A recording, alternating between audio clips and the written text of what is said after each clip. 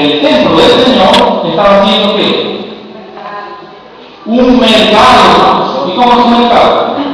Aquellas amas de casa y también los varones que vamos al mercado. ¿Qué sucede ahí? Compra, venta, se intercambia un producto por otro, por dinero. Y tú haces de repente lo que le viene en gana. Ahora nosotros debemos dar gracias al Señor por el momento que, bueno, en esta semana estamos viviendo, por el momento que estamos viviendo en nuestras vidas. Debemos dar gracias al Señor porque Él nos ha provisto de un templo a usted y a mí, hermanos, que así lo ha decidido, de estar aquí usted sentado y no sermones, hermanos, recibiendo la palabra de Dios, alimentándose de la palabra de Dios, alabando juntos en armonía, hermanos, al Señor. Usted tiene una iglesia con la cual usted se identifica.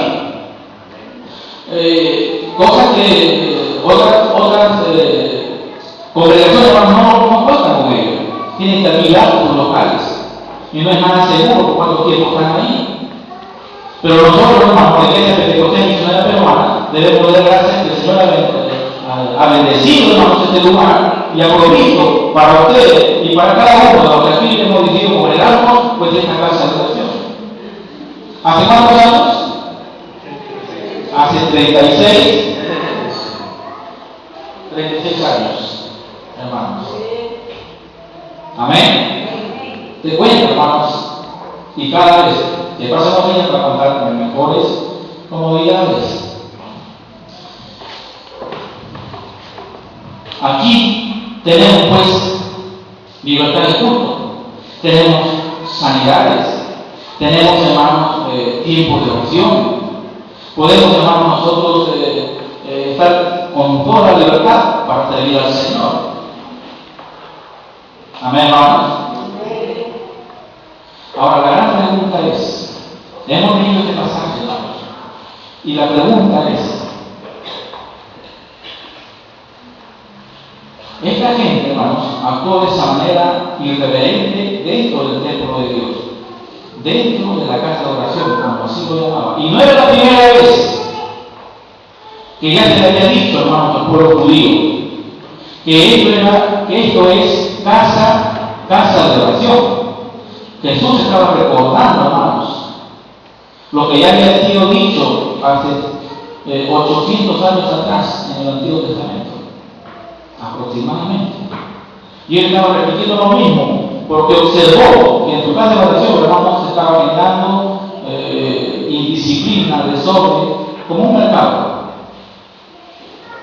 Y, hermanos, corrió a toda esa gente. La gran pregunta es, ¿tenemos hoy, hermanos, el respeto por la casa de Dios? ¿Guardamos esta reverencia, hermanos, cuando venimos a la casa del Señor? ¿Procuramos y nos esforzamos a mantener siempre esa disciplina y este orden en la casa de Dios? Hoy ya de repente nos es tan familiar y hemos caído en esa costumbre o en esa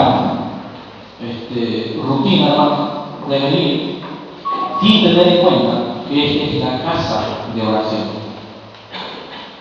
Y ese celo, hermanos, por la casa de Dios, la debemos tener todos. Y no permitir que en ningún momento, hermanos, se asemeje a lo que hemos leído en esta noche. Menos lo que estamos a cargo de la iglesia.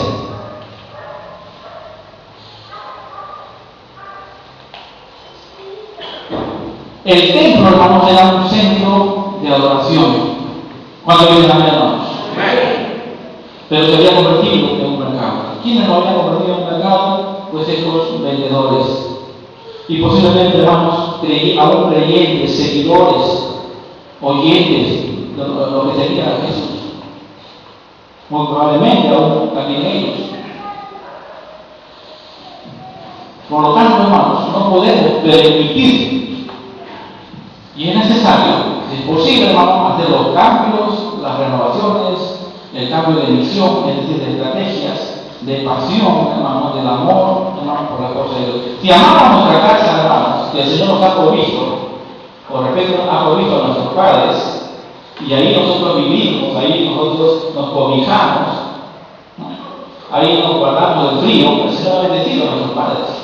Si esa casa, hermano, que usted posee, o es de sus padres, lo apreciamos, hermano, y la cuidamos, ¿cuánto más la casa de Dios, hermano, debemos valorarlo en gran manera? Amén, hermano. Cuidando de que no se corrompa, cuidando de que no se genere, hermano, desorden e indisciplina. Cuidando, hermanos, que la membresía no caiga en la irreverencia constante. Amén, hermanos. Y eso es para todos nosotros, todos aquellos, hermanos, que aquí nos congregamos. La iglesia, hermanos, viene a ser como nuestra segunda casa. ¿Cuándo dicen amén, hermanos? Porque cuando nosotros vivimos, hermanos, pasamos mucho tiempo ahí dormimos. No dormimos en la iglesia, aunque algunos en algunos puntos se vienen a dormir, ¿no?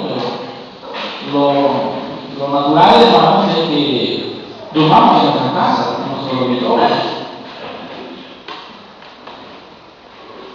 Pero a mí y a usted, confío en el Señor, hermanos, les gusta también pasar mucho tiempo en la casa de Dios. Amén, hermanos.